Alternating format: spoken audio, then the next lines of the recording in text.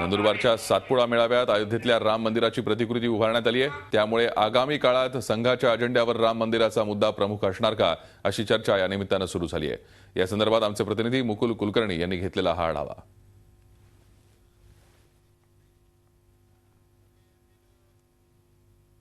राष्ट्रीय स्वयंसेवक संघ, भाजप आणि राम मंदिर यांचं नातं काही नवीन नाही।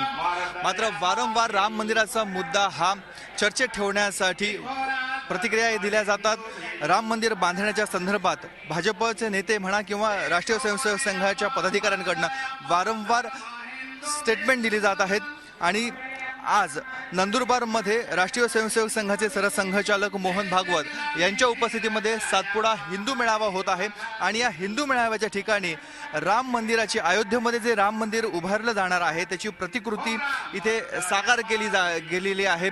आपण बघतोय ही राम मंदिराची, अयोध्येमध्ये जे राम मंदिर, नियोजित राम मंदिर आहे ज्याचा कोर्टामध्ये वाद चालू आहे।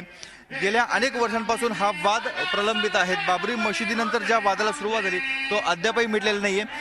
तरी देखील न्यायालयीन प्रक्रिया एका बाजूला सुरू असताना हिंदुत्ववादी संघटना म्हणा किंवा राष्ट्रीय स्वयंसेवक संघ आपला अजेंडा हा पुढे रेटून नेण्यामध्ये इथे यशस्वी ठरतात की काय, अशी एक शक्यता निर्माण झालेली आहे। मोहन भागवत सरसंघचालक थोड्याच वेळात इथे भाषण संबोधित करणार आहेत। भाजपचे इतर आमदार, खासदार या ठिकाणी आलेले आहेत। असंख्य कार्यकर्ते हिंदुत्ववादी संघटनांचे आणि त्याचबरोबर ज्यांच्यासाठी हा मेळावा बोलवण्यात आलेला आहे ते आदिवासी बांधव देखील इथे आहेत।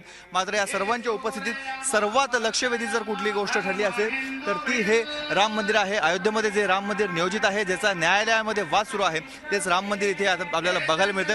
निश्चितच यावरून आता आरोप प्रत्यारोप आणि प्रतिक्रियांना सुरुवात होईल हे नक्की। व्हिडिओ जर्नलिस्ट मंगेशसह मुकुल कुलकर्णी, झी मीडिया, नंदुरबार।